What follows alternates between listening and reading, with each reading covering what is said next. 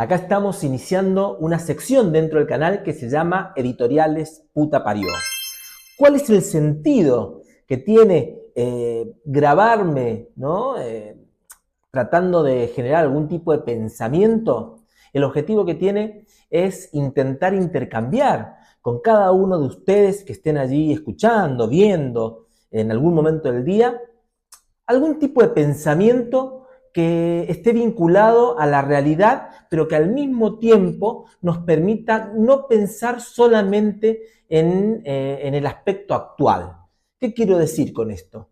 Las redes sociales, de las cuales hoy día estamos usufructuando a través de este video, nos invitan todo el tiempo a pensar en lo inmediato, en lo que sucede en este mismo segundo. Hay una idea de presente, ¿no es cierto?, que hasta es media ficticia, porque la realidad y el presente es mucho más ancho, ¿no?, que lo que nos invita el algoritmo de TikTok, por ejemplo, o los reels de YouTube, o los reels y las historias de Instagram. Es decir, tenemos que poder, o por lo menos es la propuesta, pensar la realidad actual en el marco de cierto pensamiento más elaborado, no porque yo lo pueda hacer, sino porque proponga algunas ideas que seguramente se completarán con la mirada que tengan ustedes y que a lo mejor pueden poner en los comentarios, ¿no? Acá en el YouTube, cuando lo estén viendo, pueden poner el comentario: estoy de acuerdo, es una mierda, la verdad es que me voy a desuscribir, o no me voy a suscribir nunca, o sos fantástico y me encanta todo lo que haces. De eso va a haber poco. Bueno, es un poco eso, ¿no? ¿Cuál es el primer tema que vamos a abordar o que voy a intentar pensar para esta editorial? El primer tema lo he titulado la teoría del héroe. ¿Por qué la teoría del héroe? Siento yo que hay como una preocupación histórica desde el final, ¿no?, desde el principio de la historia, en tratar de pensar a los personajes que han ido construyendo, los personajes más importantes, los grandes símbolos de la humanidad, pensarlos en términos de héroes, de gestas heroicas, ¿no? Y a partir de eso, la construcción de un discurso que tenga que ver con eso, con los hechos heroicos. ¿Cuál es el tema de los hechos heroicos? El primer tema es el alejamiento del hecho puntual con las inmensas contradicciones que han estado construyendo ese hecho histórico, valga la redundancia. A ver, ¿qué quiero decir con esto? Pienso en lo que decía Marx, ¿no?, que la realidad está compuesta por múltiples contradicciones, ¿no?, que se van antagonizando, que se van superponiendo, que se van discutiendo, y esa lucha entre polos opuestos van construyendo un presente. Por lo cual, vamos al inicio, pensar la realidad solamente en una fracción de 3 minutos o de 30 segundos, que es lo que es como se produce un video, ¿no?, para que tenga muchas visualizaciones, etc., es una manera de envasar en 30 segundos aspectos sumamente complejos.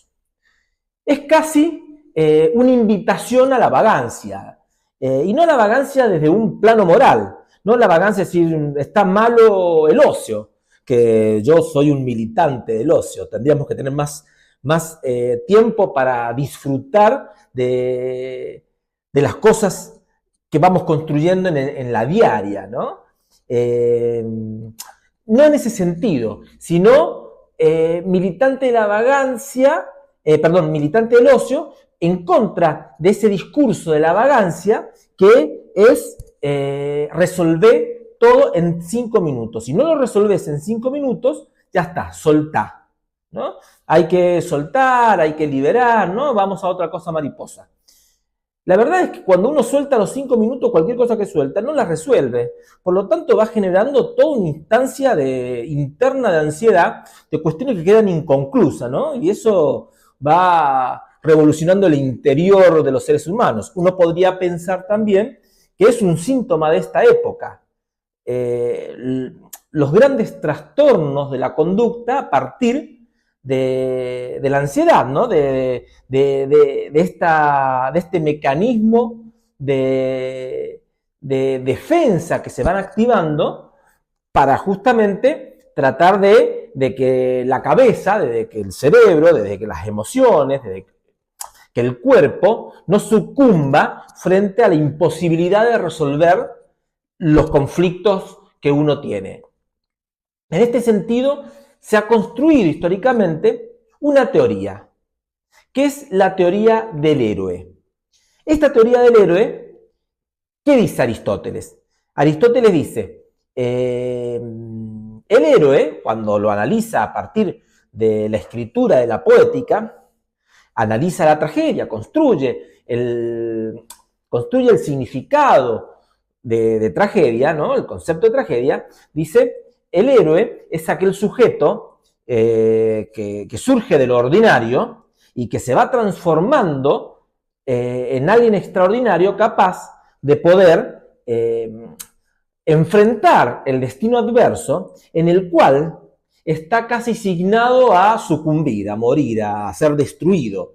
Y en ese proceso heroico, ¿no? Se va erigiendo el pueblo, el conjunto de la sociedad, de la sociedad ordinaria de la cual emerge, lo va constituyendo como el héroe salvador.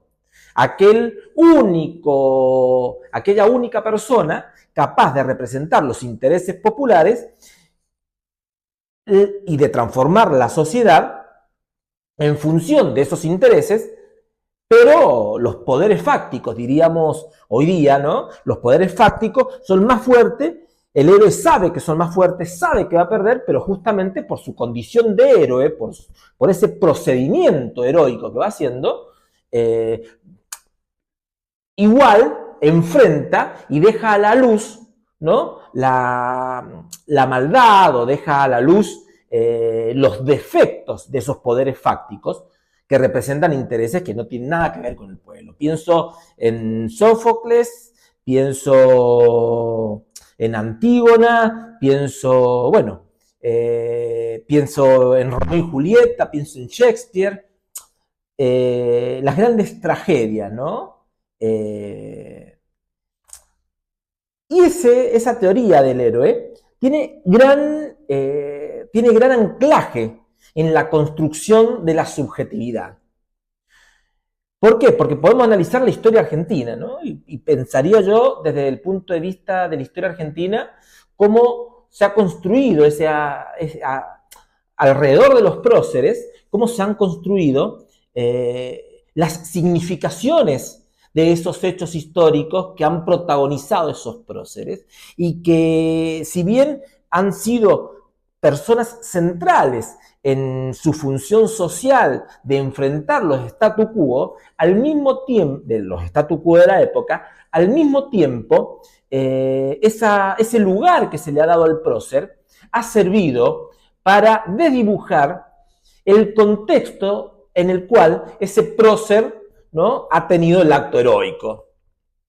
Pienso, por ejemplo, en el regimiento de Granadero a Caballo, pienso las movilizaciones populares alrededor del 25 de mayo, pienso en el pueblo peleando contra los ingleses frente a las invasiones, ¿no? Pienso en las batallas ganadas y perdidas de Belgrano, de San Martín, pienso, en esto, ¿no? Cómo San Martín ha pasado a ser un héroe, ¿no? Y a partir de eso se lo ha puesto en un lugar de inalcanzabilidad. Esa inalcanzabilidad lo que genera, ¿no?, en la construcción subjetiva es que San Martín va a haber uno, ¿no? Alguien capaz de pensar y de poner el cuerpo y de enfrentar a a los poderes imperiales, ¿no? Hay uno solo y va a haber uno solo y así va a quedar. Es decir, atenta contra la posibilidad de pensar la construcción de nuevos sujetos sociales que tengan los mismos valores de soberanía, por ejemplo, de patria, etcétera, que tenía San Martín. Por lo cual, entiendo yo que esta teoría del héroe tan anclada en nuestra subjetividad, ¿no? Ha generado una sociedad profundamente contradictoria, como toda sociedad, pero ha servido a los sectores dominantes para adormecer las conciencias sociales, inclusive, si lo analizáramos más desde un punto de vista psicológico, este adormecimiento mostrado casi como una depresión social, donde tenemos una mirada de nosotros mismos como incapaces de poder transformar la realidad. Y esto, llevado al extremo, nos podría ayudar a pensar la situación actual, donde está tan de moda, ¿no? Por supuesto, nada tiene que ver con las raíces nuestras, en Argentina, latinoamericana, etcétera. Todas son cuestiones de exportación, pero bueno, esta realidad que a partir de los medios de comunicación, de los algoritmos, las redes sociales, viajan como golondrinas, ¿no? En el mercado de la fibra óptica, que es el negocio de, por ejemplo, el coaching ontológico, o el negocio de estas nuevas formas terapéuticas que lo que promueven es esto que está tan de moda, que es soltar, ¿no? Yo creo que esa palabra representa mucho el síntoma de la enfermedad actual, que es, hay que soltar, ¿no? Y que tiene sentido. Mi generación, ¿no? Viene profundamente reprimida, reprimida en los aspectos sociales, reprimida en los aspectos de las relaciones, reprimida en la sexualidad. Es decir, es una generación, y ni hablar para atrás a la mía, que muy arraigada a conservar los lazos de opresión de mandatos sociales fuertísimos, ¿no? Que esos mandatos sociales te decían cómo tenías que ser, quién te tenía que gustar, cómo tenías que comer, qué sé yo, cómo te tenías que desarrollar en la vida social, diríamos. Por lo cual, la contrapartida a esa ideología, ¿no? a ese sistema de ideas que se construían en base a mantener también un statu quo de ideas dominantes, ¿no? Que, bueno, por ejemplo, la concepción de pobres hubo siempre, a lo sumo podías aspirar a algún tipo de ascenso social, de movilidad social, si tenías la posibilidad de estudiar algo, pero tampoco ibas a tener siempre las necesidades satisfechas por el origen social del cual provenís, etcétera, etcétera. A ver, ¿qué quiero decir? En el fondo hay una estratificación de clases sociales. Estas ideas de la teoría del héroe, ¿no es cierto?, responden a los paradigmas de las clases sociales, al paradigma del funcionamiento de las clases sociales. Entonces decía, esta generación de la cual soy parte, que era retentivo, había que retener los mandatos de los padres, que eran los mandatos de los abuelos, etcétera, etcétera. Bueno, tanta opresión, que parece que salió con fuerza la idea de ciertos aspectos de la liberación, y ahí aparecen los discursos montados en estas condiciones objetivas. Y aparece este discurso del soltar, de hay que liberar, si no te sirve soltar. Por lo cual, cuando uno va soltando, la pregunta es con qué te vas quedando, ¿no? Estas ideas de que lo que te hace mal lo tenés que dejar de pensar, porque soltar es eso, dejar de pensar en lo que te hace mal, justamente lo que promueve es la no resolución de eso que te hace mal. Uno cuando va a resolver un conflicto, lo que hace es reflexionarlo al conflicto, es pensarlo, es tratar de ponerle palabra, de ponerle lenguaje, de ponerle una mirada, de charlarlo con otro. Bueno, ahí está. En el soltar desaparece el otro. Porque uno cuando se angustiaba, porque tenía esta tendencia impuesta por la cultura del momento, que era la de retener y la de reproducir el mandato social, cuando uno se angustiaba, aparecía el otro como sostén de uno y uno como sostén de ese otro. Es decir, aparecía el grupo, aparecía la angustia y aparecían los amigos. Uno empezaba a irse de la casa y empezaba a juntarse con amigos, a conversar, a hablar, qué sé yo, si habré pasado noches en la Plaza Independencia tocando la guitarra. Bueno, yo no tocaba la guitarra, mis compañeros tocaban la guitarra, mis amigos tocaban la guitarra, mis amigos del teatro, y imagínense, 8 horas tocando la guitarra en la Plaza Independencia toda la noche, y con un porrón, y bueno, y vos empezabas a conversar de tus problemas de sociabilidad, de los problemas que tenías en la casa, es decir, empezabas a ponerle lenguaje a eso que te angustiaba. Hoy día, con la idea de soltar, lo que se está encubriendo es, mira, no va a haber nadie para escucharte. Por lo tanto, el soltar, el coaching ontológico, el pensar en uno como posibilidad principal, esta idea del amor propio, ¿no? Claro, volvemos para atrás, venimos de concepciones donde el amor propio era muy vapuleado, muy golpeado. Vos querías hacer tal cosa, ¿no es cierto? Y podían aparecer la idea de que no servís, de que el mandato social de tu familia era seguir siendo, qué sé yo, si tu padre era contador, tenías que ser contador o médico, ni hablar, si vos planteabas que querías ser artista, ¿no? Con la cara de culo que te miraban, porque aparecían dos cosas. Aparecía la idea de que te ibas a morir de hambre, ¿no? Otra vez ahí el signo de clase, y aparecía la idea de la homosexualidad como un aspecto preponderante en el ambiente del arte.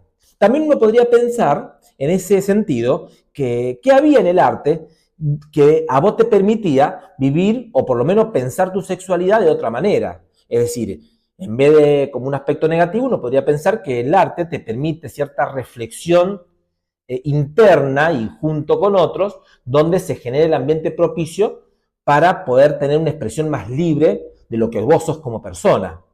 Pero bueno, ¿cuál es el punto que quiero llegar? El punto es este. Ante los inmensos discursos del amor propio, ¿no? Aparece un desdibujamiento del otro, ¿sí? Es decir, pasamos de esa teoría del héroe, donde el héroe tenía que ser la persona más alejada a nosotros, para que a nosotros no se nos fuera a ocurrir tratar de ser un San Martín, es decir, tratar de liberar ningún pueblo, ¿no? Entonces aparecía eso. Y de ese lugar al que lo pusieron al pueblo a pensar en héroes en términos de inalcanzabilidad, pasamos a la época moderna a pensar la sociedad como una sociedad solo de individuos en donde el valor más importante es la construcción de un sentimiento de amor propio que no contempla al otro, por lo cual, ante los conflictos que tiene cada uno, la única manera que le queda para poder seguir sobreviviendo es tratar de imaginarse que ese conflicto no existe. Porque soltar no es más que eso. Es imaginarse que el conflicto no existe. El problema es que el conflicto sigue existiendo, ¿no? Ahora, las dos cuestiones, mi generación, por poner algún anclaje histórico, mi generación que pensaba que había que retener y que el héroe era San Martín y nos emocionaba cantar el himno y la marcha de San Lorenzo, y cuando hizo el gol con la mano los ingleses, esta mala generación de mi viejo, era un héroe, ¿no? Porque era aquel que se diferenciaba del conjunto, representaba los intereses del conjunto, pero se diferenciaba del conjunto y que el resto del pueblo no iba a ser jamás ni San Martín ni Maradona, perdón la analogía absurda. En ese sentido, aparecía un sentimiento que es la culpa popular, es decir, ante la incapacidad de resolver los conflictos sociales y ser protagonista de eso, de ese proceso histórico, porque no te ves parecido a San Martín, aparece la culpa de no poderlo resolver.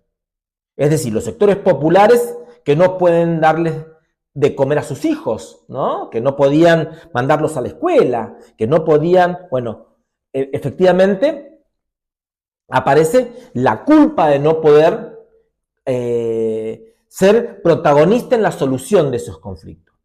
Hoy día aparece exactamente el mismo sentimiento, ¿no? Es decir, el soltar, ¿no? El imaginarse que el conflicto no existe. Ahora, el conflicto del hambre existe. El conflicto de las guerras existe. El conflicto de la violencia existe. Que vos no puedas pagar la tarjeta de crédito existe. Que tengas que ir a comer de los tachos de basura existe, ¿no? O podés imaginarte un segundo que eso no existe, pero eso existe. En el fondo está, ¿no? O lo que produce esa situación es también una inmensa culpa. Para sintetizar y concluir, si es que esto se puede sintetizar de alguna manera, la gran tarea sigue siendo la misma, ¿no? Que en algunos periodos históricos se ha logrado. No quiero, con todo lo que he dicho, no quiero generar una idea de que la historia ha sido solo de una manera. Han habido grandes procesos históricos que han justamente irrumpido. Digo, la liberación de los pueblos latinoamericanos, las grandes contradicciones de la primera junta que lograron avance y retroceso, las revoluciones inconclusas lideradas por Belgrano, San Martín, por los héroes patrios, ¿no? Qué sé yo, más reciente, las enormes puebladas de enfrentamiento a la dictadura, ¿no? Anteriormente, lo que tenía que ver con el cordobazo, el mendozazo, el rosariazo, etcétera, etcétera. El 2001, ¿no? Las grandes puebladas, por primera vez en la Argentina, una pueblada hecha un presidente por quedar tan claro que representaba los intereses de sectores que no tenían que ver con el pueblo. Bueno, han habido procesos históricos que efectivamente han producido un quiebre en el pensamiento hegemónico de las clases dominantes.